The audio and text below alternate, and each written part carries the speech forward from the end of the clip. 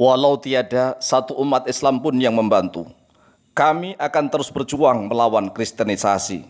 Kita ini sedang ghazwul fikri, perang pemikiran, adu strategi dengan mereka.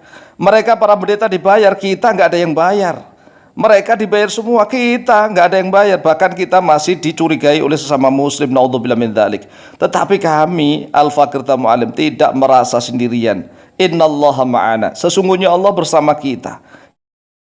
Saudaraku kaum muslimin wal muslimat rahimakumullah, tahukah kita bahwa tatkala dunia dalam keadaan perdamaian, gencatan senjata, tidak ada perang, sebenarnya ada perang yang lebih rumit, yang lebih sulit dipahami oleh orang-orang awam, yaitu ghazwul fikri. Ghazwul fikri, perang pemikiran.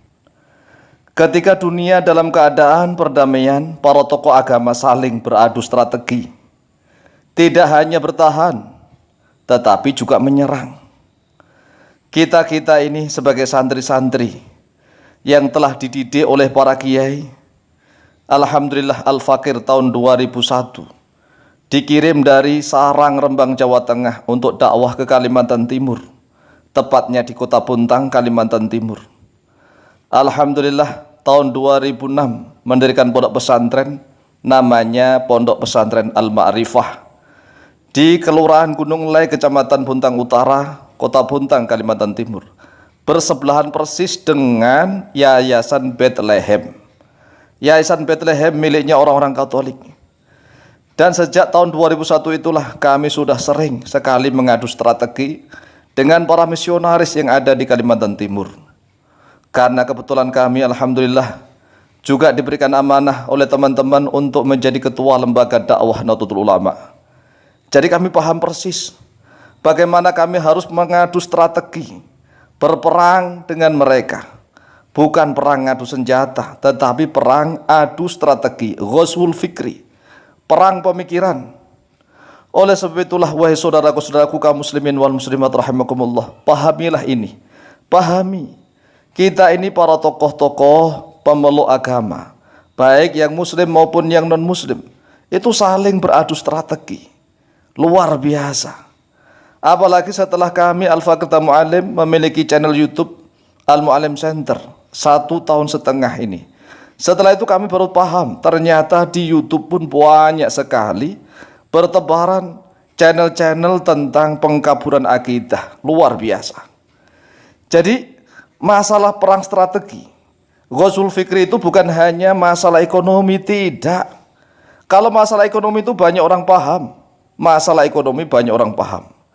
Tetapi yang diserang adalah yang pertama, sistem pendidikan, education system. Jadi edukasinya ini sudah mulai dicampur-campur. Jadi mereka senantiasa bagaimana memasukkan muatan-muatan pelajaran dari agama mereka masuk di dalam kurikulum, masuk di dalam sistem pendidikan di umat Islam. Ini kalau bukan ulama, bukan ustadz yang mendalam ilmunya, jarang sekali yang memahaminya itu.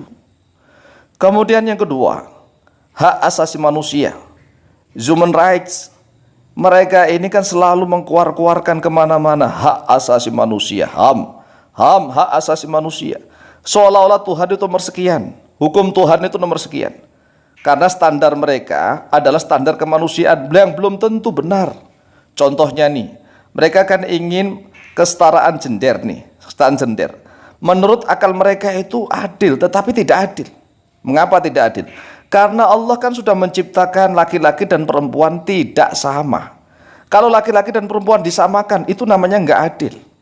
Laki-laki dan perempuan Allah ciptakan berbeda. Oleh sebab itulah hukum Tuhanlah yang lebih adil.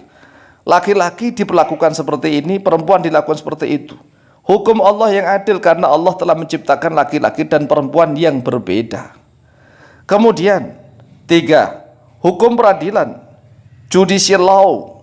Hukum peradilan ini mereka sudah mulai mengobok-obok memasukkan muatan-muatan hukum mereka. Dan memang sebenarnya sejak dari dulu.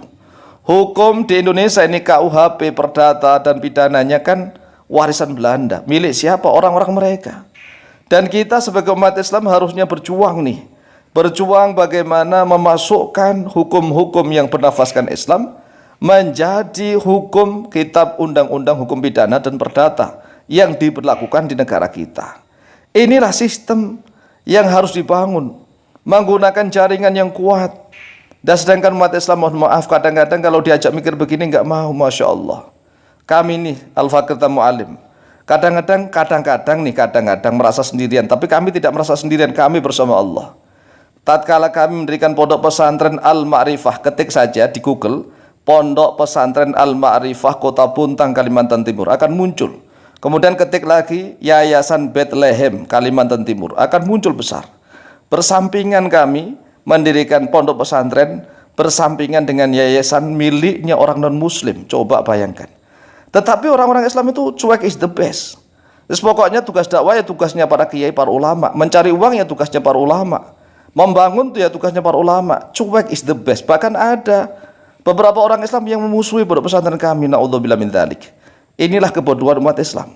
Tapi kadang-kadang yaitu tadi, kami tidak merasa sendirian, kami bersama Allah. Innallaha ma'ana. Walaupun mayoritas umat Islam ini cuek is the best, mereka hanya mencari makan, kerja, cari makan, tidak peduli pada perjuangan para ulama, kami tidak takut. Kami bersama Allah, kami meneruskan dakwahnya Rasulullah SAW. Jadi kami tetap pede. Hanya saja nih, karena kami memiliki pondok pesantren yang berdekatan dengan Bethlehem, kami setiap saat tahu ternyata orang-orang non-muslim itu luar biasa. Mengapa? Mereka itu setiap kebaktian, muda-mudi, tua-muda, membawa kitab Injil. Kitab Injilnya mereka bawa. Sedangkan umat Islam diajak ngaji serius sedikit, malas semua, Masya Allah. Itu membuat hati kami menangis. Coba kalau seandainya umat Islam itu diajak mengaji ini rajin-rajin, insya Allah umat Islam itu akan jaya. Tidak akan mudah diombang-ambing oleh sistem permainan mereka. Dan kalau kita umat Islam hanya bertahan saja, tidak mampu menyerang, akan jadi keok. Kan kalau permainan sepak bola hanya mengandalkan sistem pertahanan saja, maka akan jebol gawangnya. Oleh sebab itulah kita harus punya sistem penyerangan. Saudaraku kaum muslimin wal muslimat rahimakumullah. Kemudian yang tidak kalah penting lagi, sistem perperangan Ghazwul Fikri yang telah dicanangkan oleh mereka adalah tentang lifestyle atau gaya hidup. Gaya hidup atau lifestyle, mulai dari cara berpakaian, cara berbusana, cara berjalan, cara bergaul, bahkan ucapan-ucapan, cara berbicara dan seterusnya. Ini sadar atau tidak sadar, banyak umat Islam yang sudah meniru mereka. Kemudian mohon maaf, anak-anak kecil, kan mereka menyiapkan boneka-boneka dari mereka. Ada Sinterklas, ada Barbie, ada mereka seterusnya. Ini kami para ulama, ya para ustadz itu sudah membahas bagaimana cara membentengi umat Islam ini.